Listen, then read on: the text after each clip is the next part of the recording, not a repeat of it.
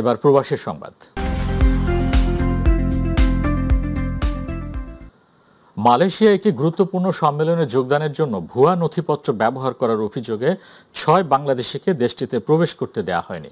শনিবার মালয়েশিয়ার Bukit কায়ু হিটেমের immigration customs বিভাগ ৬ বাংলাদেশির প্রবেশ বাতিল করে।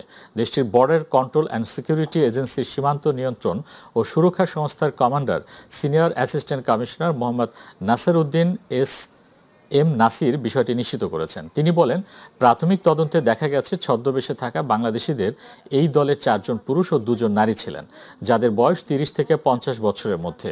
স্থানীয় নিরাপত্তা কর্মকর্তারা বলছেন, বাংলাদেশের সন্দেহজনক চলাচলের বর্ডার কন্ট্রোল অ্যান্ড সিকিউরিটি এজেন্সির কর্মকর্তাদের চোখ এড়াতে পারেনি।